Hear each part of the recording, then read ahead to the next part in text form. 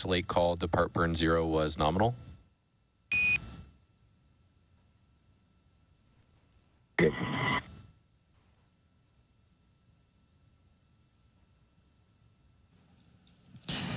Perfect, and we've just received confirmation of the nominal burn that just took place. It's a very short burn using the service section of the Draco thrusters to break some stiction from Dragon and the International Space Station.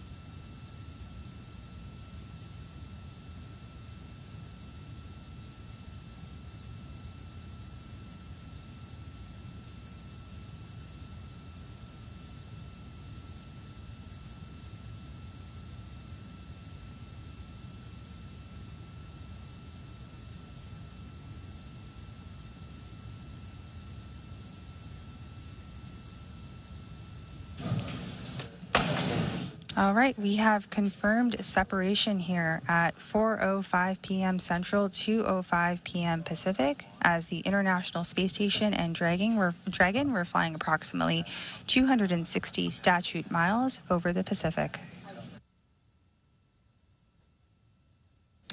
That means that Matt, Mike, Jeanette, and Alexander had completed their journey aboard the International Space Station, wrapping up over 230 days on the orbital outpost as they splashed down off the coast of Florida early Friday morning.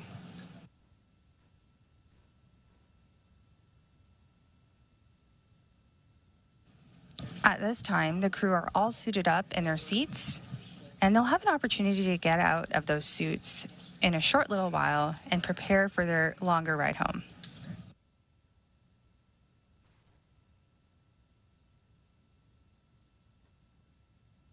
Here in Mission Control Houston, the team will continue to monitor the departure of Dragon as it exits the approach ellipsoid. Again, that approach ellipsoid is a 2 by 2 by 4 kilometer sphere that monitors arriving and departing spacecraft.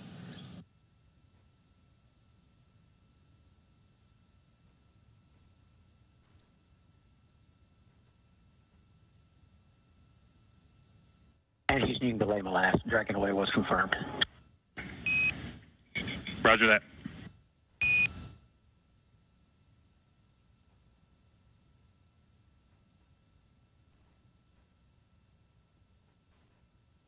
Perfect. We continue to confirm nominal burns that are taking place as Dragon continues to depart the International Space Station.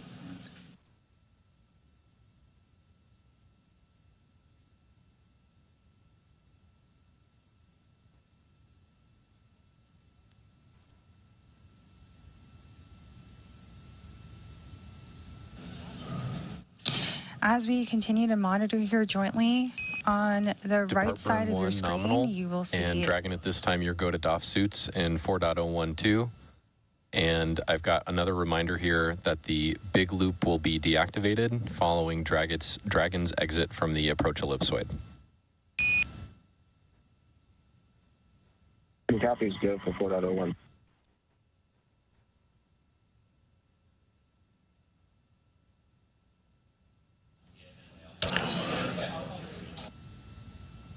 So we have a nominal depart burn lasting approximately 16 seconds. And the team continues to monitor the departure of Dragon as it exits the approach ellipsoid, the 2 by 2 by 4 kilometer sphere.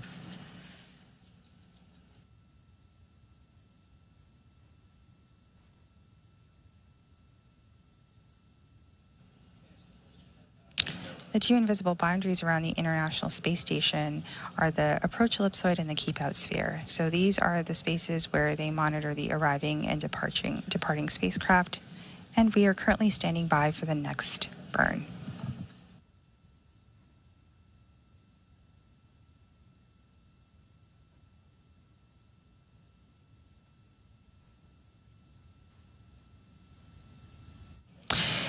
And with that, we're just minutes away from the next burn, but we are going to pass it over as we stand by in mission control to our teams in Hawthorne, Jesse and Sandra. Back over to you as we continue to walk you through this process.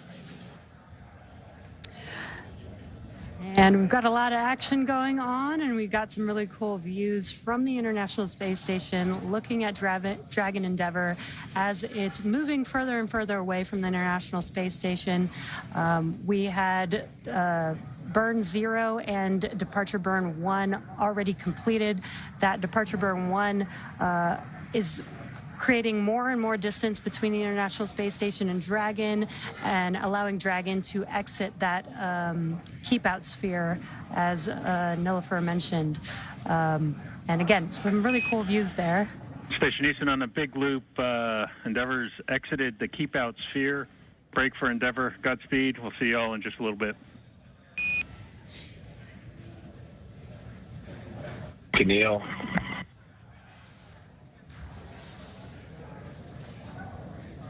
And on your screen, Spreads. you're continuing to see a view of Dragon following its undocking from the International Space Station at 2:05 p.m. while flying over the Pacific Ocean, approaching the western tip of South America. Now, we did just get word that Dragon has exited the keep-out sphere. You might have even seen some of those thruster firings on your screen as we got that call out. The keep-out sphere is an imaginary sphere or boundary that's 200 meters in radius around the space station. It's one of several safety zones set up to govern visiting vehicles either arriving or departing the International Space Station, and you can continue to see these great views of Dragon as it departs the space station, slowly backing away. Now, before moving into the keep-out sphere, all of the spacecraft have to be configured where they would not cross the imaginary boundary for at least 4 orbits, even if for some reason the spacecraft lost all maneuvering. But again, we don't expect that to occur today. We're now waiting for Dragon to exit the approach ellipsoid, or the AE, which is another imaginary sphere. This time, it's a 3-dimensional ellipsoid measuring 4 by 2 by 2 kilometers in the same family as the keep-out sphere. Now, one of the key differences with the AE is that vehicles outside of it have to be on what we call a 24-hour safe free drift trajectory.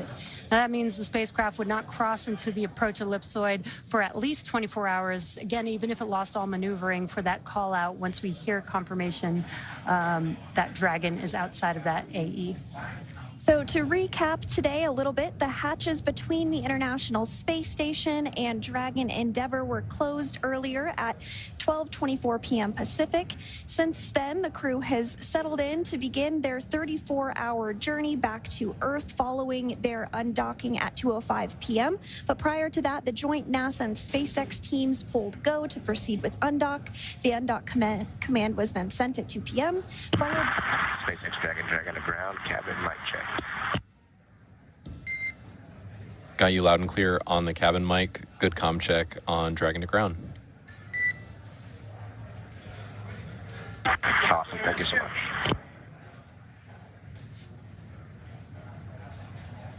And you did hear some communications about a mic check between the ground and Dragon Endeavour. This is taking place because once Dragon exits the approach ellipsoid, the big loop will be deconfigured. The big loop is that integrated loop between Mission Control Houston, Mission Control Hawthorne, the International Space Station, and Crew Dragon Endeavour. But now that Dragon has departed the International Space Station, all those folks don't need to be in the same comms loop anymore, so they're working to deconfigure that as soon as we get out of the approach ellipsoid. So just working through some of those steps a little bit, as you heard. Now, after the umbilicals were retracted just a few minutes ago and those hooks were opened, we did see physical separation take place at 2:05 p.m. Pacific while Dragon was flying over the Pacific Ocean, approaching the western tip of South Africa. Dragon then completed 2 of 4 departure burns and exited the keep-out sphere. And we're now just a couple minutes away from Dragon crossing through that approach ellipsoid point to set the spacecraft and Crew-8 up for their path back to Earth. Again, Dragon is targeting to splash down off the coast of Florida, and there you see another great view of it. Our Cronus flight controller and mission control at Houston continuing to angle the camera so that we can keep a bird's eye view or an International Space Station eye view on Dragon as it continues to depart further and further away. But again, Dragon is targeted to splash down off the coast of Florida at 3:29 a.m. Eastern, 12:29 a.m. Pacific on Friday, October 25th, which will mark the completion of its 7-month science mission. And so, again, we are continuing to get those great views. Perhaps if it comes into focus a little more, you might be able to make out those thruster firings. But if you look at the very tip of Dragon, that's the nose cone, and it has remained open since Dragon launched all the way back in March. It remains open throughout the duration of docked operations and will remain open during these phasing hours as well, but it will be closed before we proceed to splash down in the deorbit burn. And we'll be covering all of that more in our splashdown broadcast, but just a little preview of what's to come.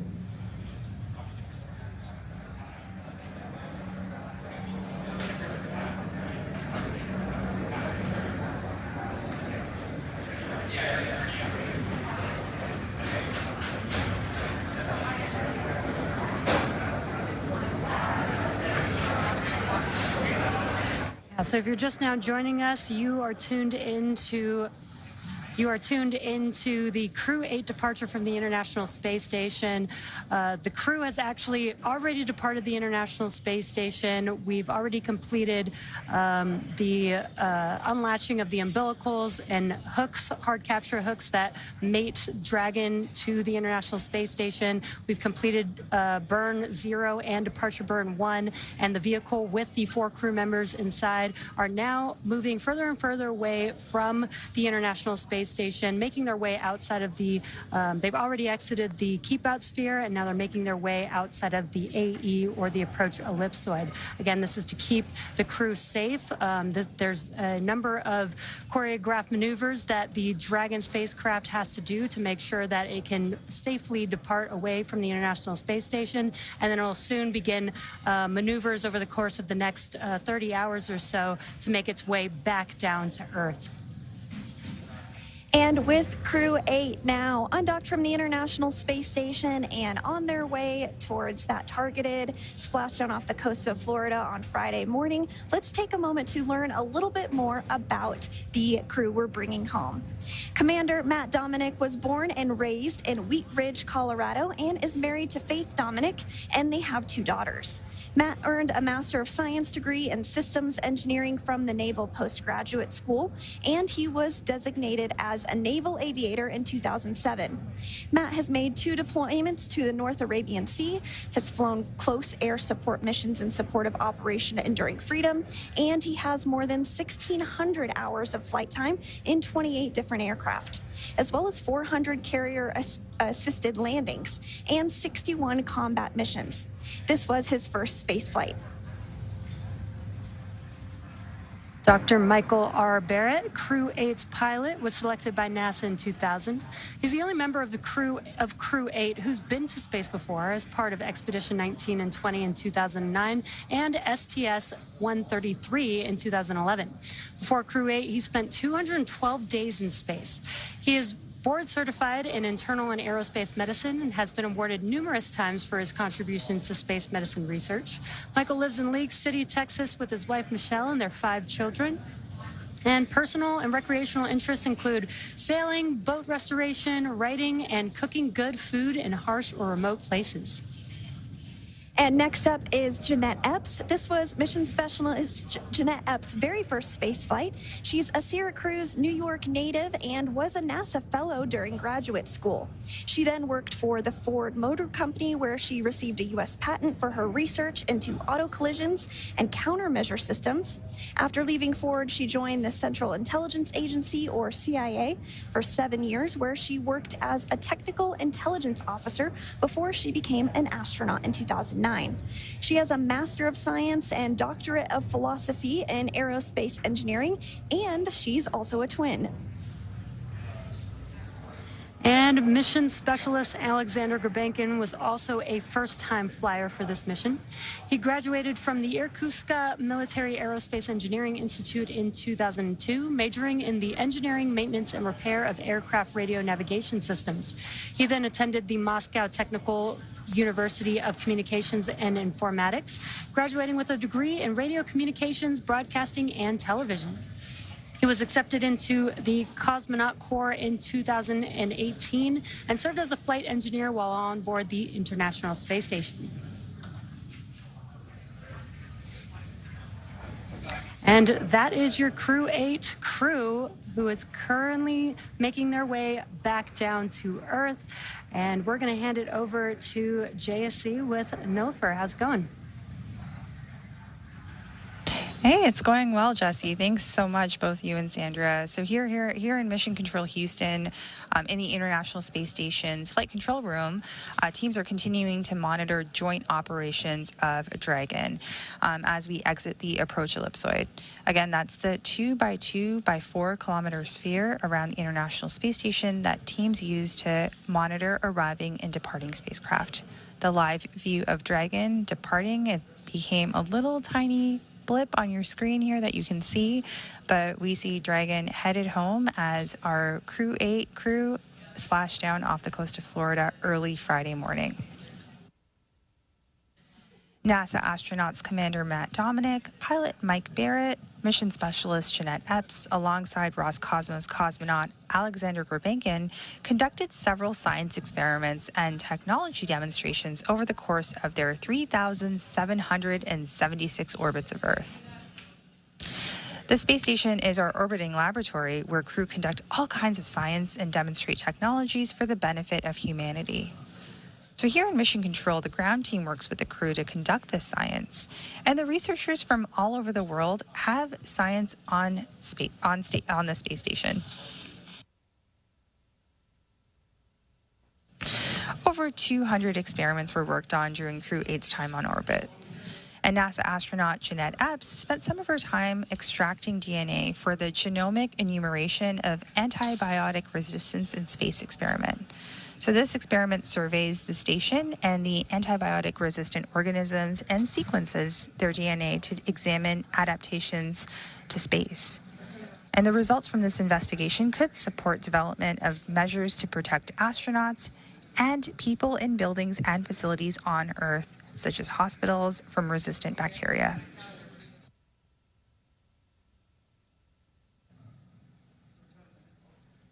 We see Dragon here getting further and further from the space station and getting closer and closer to Earth.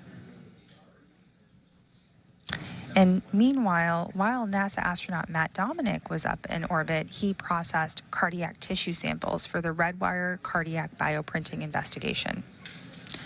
Since tissue samples are bioprinted in microgravity, they are higher quality than those printed on the ground.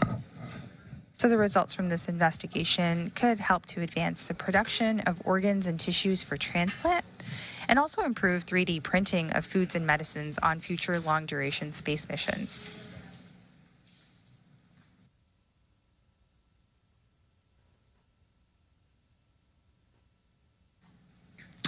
And with that, we've received confirmation that we've just exited the approach ellipsoid.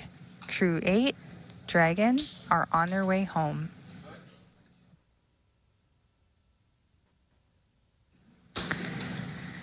I'd be remiss not to talk about NASA astronaut Mike Barrett and what he did while he was in orbit. And he worked closely on an investigation called the Human Brain Organoid Models for Neurodegenerative Disease and Drug Discovery. And this investigation uses SpaceX human brain on organoids created with stem cells. The vehicle has exited the approach ellipsoid and is on a safe free drift trajectory.